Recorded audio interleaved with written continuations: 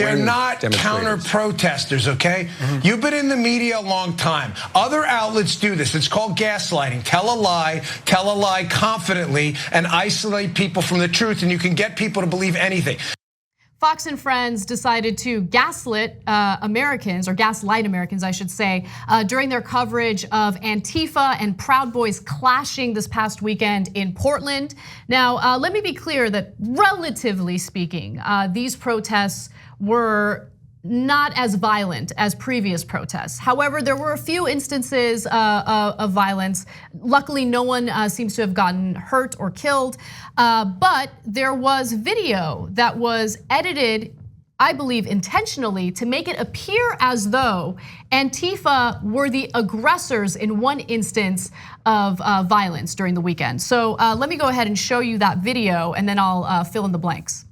We talked about on Friday that there were going to be protests in Portland, and that happened over the weekend. The mayor of Portland said it was the worst case scenario has been avoided because no one died. That's at least Andy No. I was watching an interview with him. He said that's how the mayor decides that it's peaceful, because there weren't any deaths. However, look at this video. There were 6 people that had injuries. There was concrete that was thrown. Apparently, there were metal and wooden poles that were confiscated by police. Bear spray and shields were confiscated. What do you think? Well, let me get this straight. Your standard for success is, hey, well, nobody died. Yeah. I mean, is that for real? But what did you make of the coverage regarding Antifa versus Steve, the right-wing they're not counter-protesters, okay? You've been in the media a long time. Other outlets do this. It's called gaslighting. Tell a lie confidently, and isolate people from the truth, and you can get people to believe anything. Antifa are not counter-protesters. It is an anti-First Amendment. That's what it stands for. They tell you it stands for anti-fascist. It really is anti-First Amendment. They are an anti-First Amendment, ultra-violent terror group that wants to silence people's free speech. So let me be clear about something. That video was intentionally edited to make it appear as though Antifa were the aggressors. That was not the case if you look at the full video, which we're about to show you. In fact, there have been widely circulated claims, including those made by reporters at the scene, that those riding in the shuttle bus were Proud Boys. It appears that they're actually members of the American Guard, a group the Anti-Defamation League labels a white supremacist organization. So I just want to be clear about the parties involved. It wasn't the Proud Boys, it was the American Guard, but they're also a white nationalist organization. They're the ones in the bus. But who started this scuffle or this violent attack? It was actually the individuals in the bus, and you're about to see that in the next video. Take a look. He's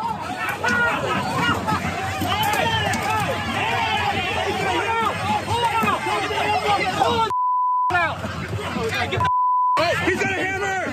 Hey, no hammers! Oh, shit! Sorry, my language, he threw a hammer.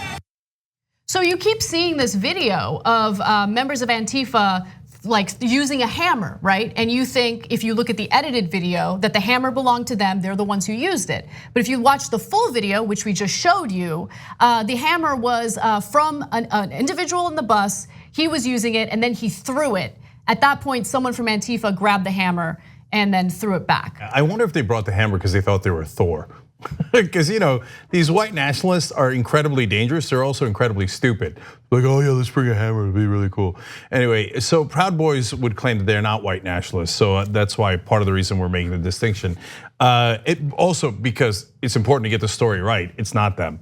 And so I loved the projection that Bongo or whatever his name is makes. Okay, he's like, oh yeah, it's gaslighting when you tell a lie on purpose, and that's what a lot of the other stations do. Now let's show the fake video pretending that Antifa brought the hammer, okay, and that they were the violent ones. And by the way, don't tell people that the other side is filled with white nationalists and neo-Nazis. Neo-Nazis were also on the right-wing side of that parade. Donald Trump tweeting throughout the weekend, the Antifa, the anti-fascists should be called an organization of terror, right? How about the neo-Nazis? No, they're fine, okay? No mention of them at all from Donald Trump. Fox News, I can't believe the anti-fascists. How about the fascists? Oh no, they're fine, they're okay. Poor fascists. They were set upon by these guys who are anti-fascist. Why didn't they just let the fascists run the city? Yeah. Look, Oh, oops. So while Fox News is airing this edited video that doesn't give you the full context of what went down, I'm also incredibly curious whether Fox did any coverage of those protesters who were nearly run over and killed by a prison guard in Rhode Island who tried to run over them. Did they do any coverage of that? Well, actually they did, and they blamed it on the protesters. That was on Fox Business. Lou Dobbs claimed that the protesters who were sitting on the ground when the truck started to attempt to run them over were the aggressors, that they're the ones who committed assault. He literally said that hitting someone's car is a form of assault. Yeah. Right, okay. Anyway, so can I just say, look, my long-held position on Antifa has been one of concern. Okay, so I'm worried that sometimes, the milkshaking, I don't like that stuff, okay? Because it allows the right wing to equate massacres that the right wing does, right wing groups do, with throwing milkshakes. And I don't agree with what they did to Andy No, and the list goes on, right? By the way, they used that edited video from Andy No. So that's one other thing that you should keep in mind. It doesn't justify hitting Andy No, right. but he loves doing edited videos. He's a piece of crap, and there's no need to make him a martyr by hitting him. Just point out what a piece of crap he is. Okay. Anyway, but I do have to say, as these fascists, want to, basically take control of the streets, and as they are encouraged by the current leader of the country, and as they do mass shooting after mass shooting, it is important and good to have some young folks on the left going, not on our watch. So we're drawing a line, and you want to protest. I hope that the line is, if you want to protest, have at it, it's a free country. You want to do anything violent? You want to bring a hammer? Okay, no, not on our watch. Okay. So look, so you're right. I mean, I have mixed feelings about Antifa, because whenever they use violence, the left loses its moral high ground, even though the level of violence is not the equivalent of what we've seen on the right wing.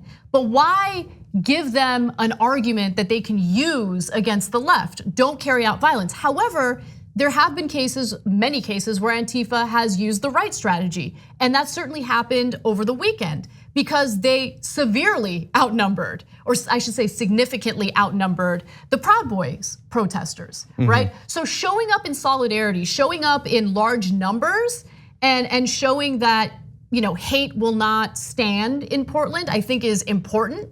But don't be the instigators of violence, don't use violence.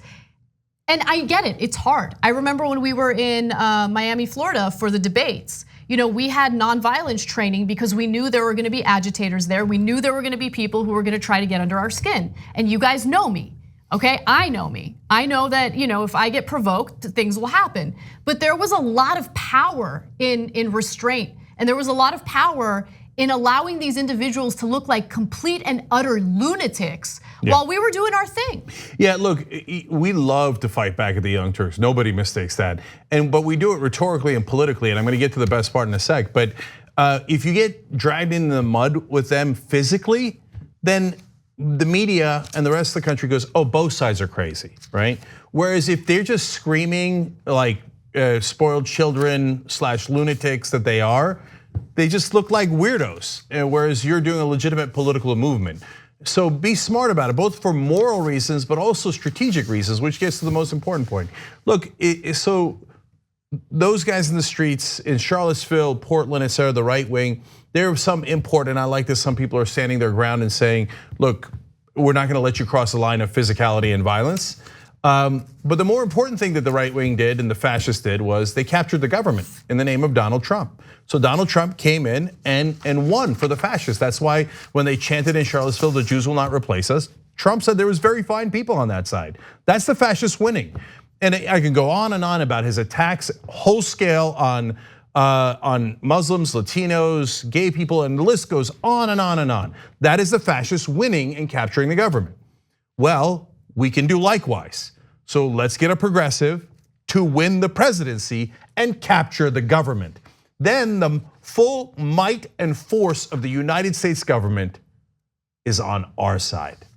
That is much wiser strategically, politically, and for everything that you want to accomplish. Now, this video will trigger the right wing. They'll be like, oh, did you hear that? The leftists want to capture the government. Goddamn right I do, okay? You capture the government, why can't we? Oh, no, of course the right wing should always rule, and white nationalists like Donald Trump being president is normal. Well, unfortunately it is normal. There's been a lot of white nationalist presidents.